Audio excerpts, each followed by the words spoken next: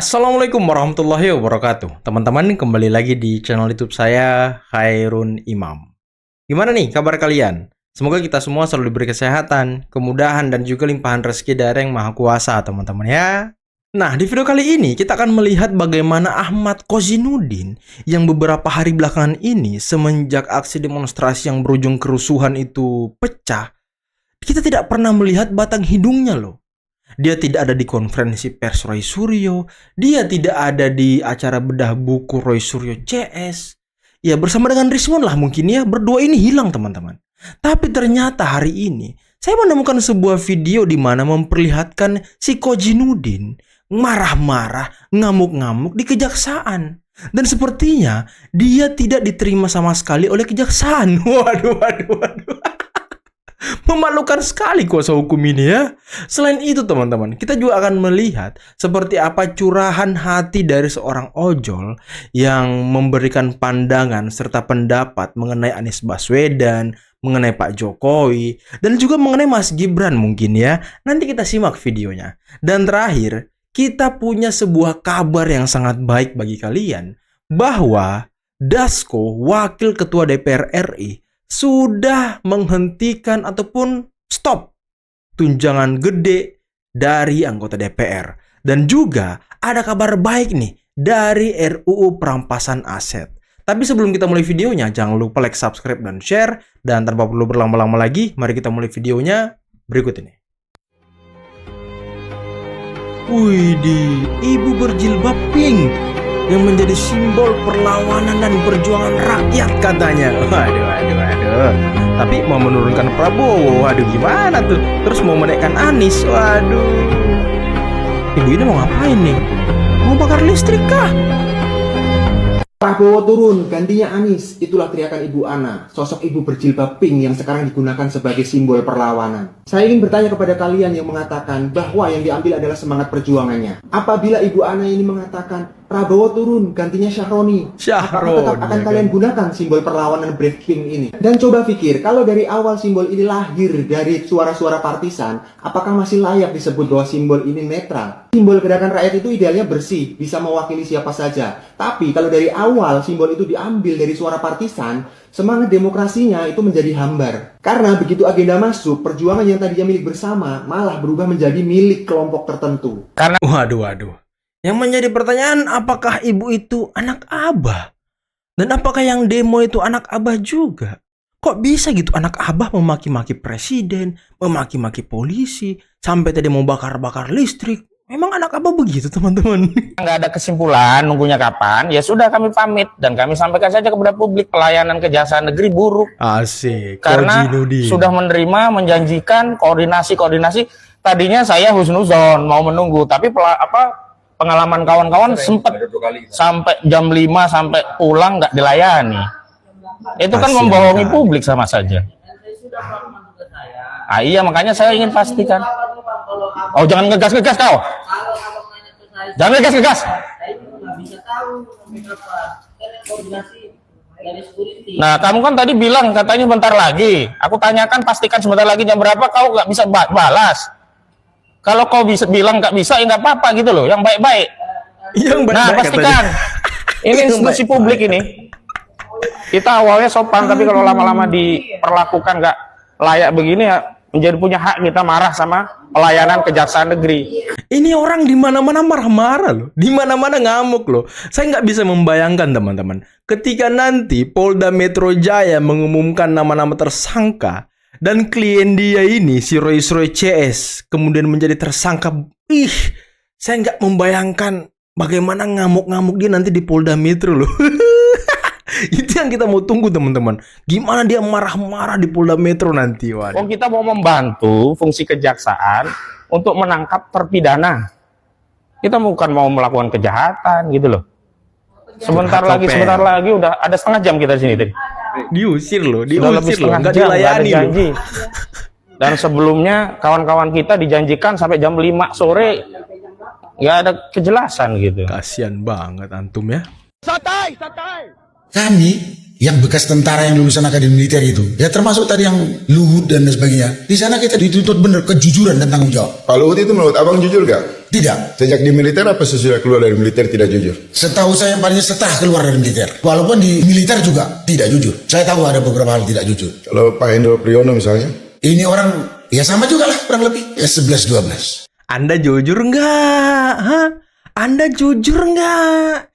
Jejak digital Anda itu di mana-mana. Di mana-mana. 2019, Anda diduga mau membuat makar di Republik ini, ya kan? Ingat nggak Anda? Anda kan sempat ditangkap tuh atas kepemilikan senjata api ilegal yang di Aceh. Jujur nggak Anda? Mungkin karena godaan lingkungan atau apa, saya tidak tahu. Kok orang kok jadi sangat mudah berbohong, sangat mudah menjadi penjilat begitu, saya tidak tahu. Itu masing-masing pribadi lah. Masing-masing pribadi. Sepertinya ya, orang-orang yang ada di luar lingkaran Anda, semuanya buruk di mata Anda gitu ya kan. Semua dibilang penjilat lah, semua dibilang apalah, cari muka lah, tidak jujur lah. Aduh, kasihan banget. Aduh. Peristiwa sekarang ini bukan masalah penyampaian pendapat, ya, yang kemudian ditindakin oleh polisi dan kemudian berakibat banyak korban itu. Bukan itu. Yang terjadi sekarang ini adalah rencana pembikinan onar oleh orang-orang penyusup itu memanfaatkan banyaknya kebencian masyarakat yang itu. Itulah yang harus kita waspadai. Siapa itu? Itulah orang yang mau mengadu domba antara kita. Oke. Makanya saya memperingatkan juga, kita ini diadu domba ini kayak gini. Seperti saya diadu domba dengan Pak Ferry, karena pendapatnya berbeda-beda. Tapi saya nggak mau menentang pendapat orang lain. Saya hanya menceritakan inilah yang terjadi, gitulah. Oke. Makanya itulah Pak Presiden, saya kalau menurut saya tepat. Beliau kan view-nya kan view helikopter. Ya? Helikopter Yang view. penting negara itu selamat kan. Bagaimana cara menyelamatkan negara yang kacau seperti kemarin itu? Satu, himbau pada ini supaya dengan damai dan anarkis tindak tegas. Saya kira hanya dengan begitu kemarin untung jadi agak mereda. Baik. Dan sekarang kita selamat lah itu berkas Pak Prabowo mengarahkan seperti itu. Anak Abah, saya kasih tahu ya, kalian jangan mimpi kalian mau jadi presiden ya. Siapapun yang kalian calonkan, asal dari jurusannya apasnya gerombolan pemuja anak Abah, kalian tidak akan menang. Santai bang, santai bang. Saya jamin. Kenapa? Karena modal kalian itu bukan ide atau niat untuk membangun Indonesia, tapi kebencian. Jadi, saya bukan peramal seperti siapa itu, peramal itu.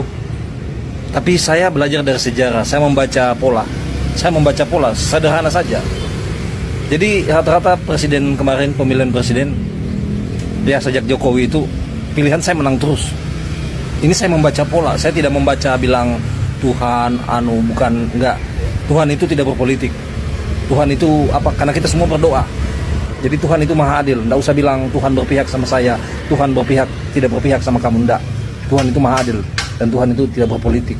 Keren. Tuhan tahu ya, itu bang, yang ya? siapa yang hatinya suci siapa. Nggak tahu. Bukan berarti saya bukan. Tapi kalian jangan mimpi kalau pilihan kalian itu kan jadi presiden. Saya jamin. Kenapa? Karena kalian itu modalnya kebencian. Ya. Kalian berpikir pemilihnya Jokowi akan pindah sama kalian, ngomong kosong. Enggak, kita malah makin yakin tidak akan memilih. Pokoknya dari kelompok kalian tidak akan dipilih. Karena dari kelompok kalian itu mau bilang satu agama, satu apapun, itu kebenciannya keras sekali. Betul sekali bang. Dan kalian itu apa, standar ganda, ya. Dan kalian itu menunggu momentum untuk apa ya, untuk menyerang. Kayak begini, ada yang sebar berita ojol palsu, kalian ikut-ikutan nimbrung di situ. Kutu loncat ya kan? Ada yang bilang mau kudeta geng Solo, bisa-bisanya kalian percaya. Tidak semudah itu mau kudeta. Prabowo itu jenderal, tentara, apalagi dia Kopassus. Kok kira gampang kamu kudeta Prabowo? Benar sekali loh apa yang dikatakan abang ini teman-teman. Sebelum kita lanjut ya. Tapi memang kriteria ataupun ciri-ciri anak-anak Abah ya termasuk pembenci Jokowi lah ya. Seluruh pembenci Jokowi seperti Roy Suryo, Rismon, Tifa, Refli Harun, yang tentara tadi tuh, yang mantan Danjen Kopassus, siapa lagi, Rizal Fadila dan kawan-kawan, Amin Rais. Setiap ada isu yang memojokkan Pak Jokowi ataupun Mas Gibran, selalu digoreng sama dia. Dia selalu mau menggantung di isu itu. Kayak kemarin aksi demonstrasi besar-besaran yang hampir di seluruh daerah itu berakhir dengan kerusuhan. Ya mereka nimbrung juga di situ. memajukan isu yang mereka angkat selama ini. Adili Jokowi makzulkan Gibran ya kan, sampai buat sekretariat bersama, sampai mau mengundang mungkin apa ya, masa-masa aksi, tokoh-tokoh aksi. Ditambah Rizal Fadila, katanya mempropagandakan orang untuk turun aksi besar-besaran, mau melibas Pak Prabowo. Nah ini kan ciri-ciri mereka teman-teman. Udah jelas terang benderang. Ditambah lagi. Sekarang ijazah Gibran mau diangkat-angkat lagi sama dia. Sepertinya semua hal mengenai Pak Jokowi, yaitu selalu di-blasting sama dia, selalu digembar-gemborkan sama dia. Soal geng Solo mau mengkudeta Pak Prabowo, itu di-framing lagi sama mereka. Disuruh Pak Prabowo usut lah dan segala macam. Padahal kasus mereka dia sendiri nih ya, kasus mereka di Polda Metro mengenai penghinaan, pencemaran nama baik terhadap Pak Jokowi. Ya mereka sepertinya mau menghindari itu dengan ingin membuat sebuah orkestrasi ya aksi besar-besaran gitu. Ya ini ciri-ciri orang-orang ini memang nggak bisa menang teman-teman, nggak bisa, benar kata abang ini. Presiden itu punya namanya BAIS, semua intel.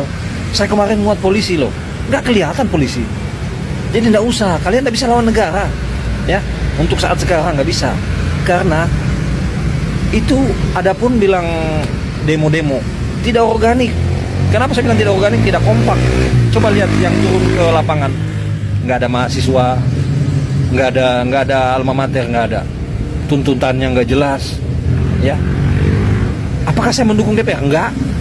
Dari dulu konten saya nggak pernah mendukung DPR. Pejabat banyak yang korup, bahkan presiden saya kritik. Pak Prabowo coba cari video saya, hanya banyak video saya yang saya arsipkan. Banyak video yang saya arsipkan. Kalau kami ya pendukung Jokowi, sebenarnya saya bukan bilang pendukung Jokowi, kebetulan saja untuk saat ini pemimpin yang paling mendekati idealnya pilihan saya itu Pak Jokowi. Untuk sekarang ya, kita nggak tahu ke depannya. Kalau saya sebenarnya kalau sekarang itu lebih suka KDM ya. Nah, ya. Jadi saya intinya memilih calon itu untuk dulu mungkin masih kita istilahnya fanatik. Kalau sekarang kita harus rasional. Kita memilih karena ide, track record, rekam jejak, dia punya keberpihakannya itu. Untuk saat ini ya bagaimana? Kayak mau dibanding-bandingkan Gibran sama Abah ya, Abah itu tunggu momentum, nggak ada modal. Uangnya banyak juga sebenarnya, tapi dia tuh nggak mau keluar modal. Dia maunya cara yang gratisan. Sebenarnya dia bisa bikin pergerakan, perubahan yang nyata ya, bukan gimmick atau omon-omon. Tapi sayang tidak dilakukan. Nah, pendukungnya ini cinta buta, menganggap dia Imam Mahdi. Cinta buta dan Imam Mahdi. Kebencian aja setiap hari. Ya tadi sudah disampaikan kepada adik-adik mahasiswa bahwa undang-undang perampasan aset itu terkait dengan beberapa undang-undang yang saling terkait dan supaya tidak tumpang tindih. Terakhir kami sudah sampaikan bahwa tinggal menunggu KUHAP selesai, kita akan bahas undang-undang perampasan aset karena itu saling terkait. Nah, ini undang-undang perampasan undang-undang KUHAP-nya masih terus menerima partisipasi publik, tapi kami sudah sampaikan kepada pimpinan Komisi 3 bahwa sudah ada batas limit yang mesti kita selesaikan karena partisipasi publiknya sudah banyak dan sudah cukup lama. Mudah-mudahan sebelum akhir masa sidang ini yang untuk KUHAP sudah dapat diselesaikan sehingga kita bisa langsung masuk ke pembahasan rancangan undang-undang perampasan aset. Demikian. Jelajahi cara baru mendapatkan informasi. Dengar tuh teman-teman, RUU perampasan aset setelah RUU KUHAP Selaku pimpinan selesai. DPR, kami menyatakan permohonan maaf atas kekeliruan serta kekurangan kami sebagai wakil rakyat dalam menjalankan tugas dan fungsi mewakili aspirasi masyarakat yang selama ini menjadi tanggung jawab kami. Tentunya permintaan maaf ini tidak cukup tanpa evaluasi dan perbaikan secara menyeluruh dan akan dilakukan dalam waktu yang sesingkat-singkatnya. Kami telah berkoordinasi dengan seluruh pimpinan DPR beberapa waktu ini dan kami sampaikan beberapa hal yang sudah dan akan kami lakukan.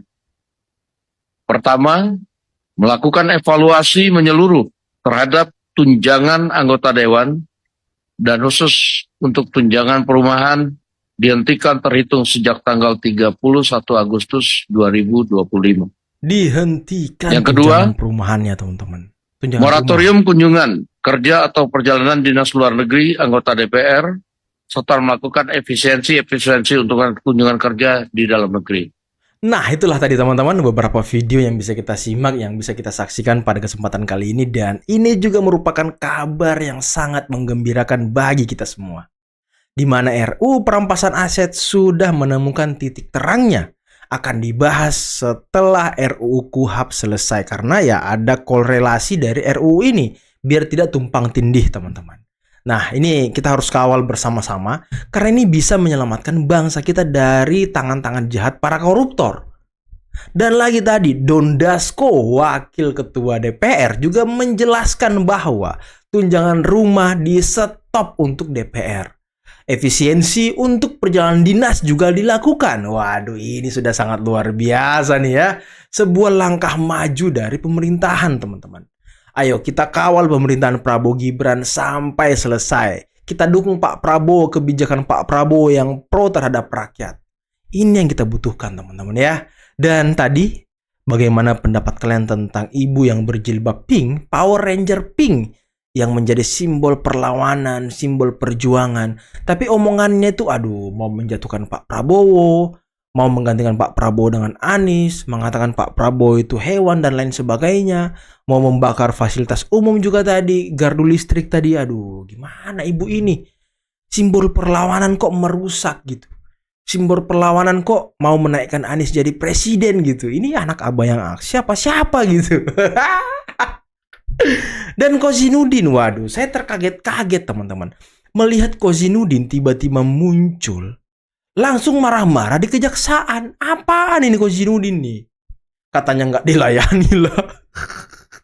Tapi ya siapa juga yang mau melayani orang-orang seperti Kozinudin gitu ya kan. Capek melayani orang-orang seperti dia. Kita berbicara dengan sedikit nada tinggi aja dibilang santai aja. Santai, digertak-gertak sama dia loh. Udah macam pengusaha bumi Kozinudin ini. Aduh luar biasa teman-teman ya.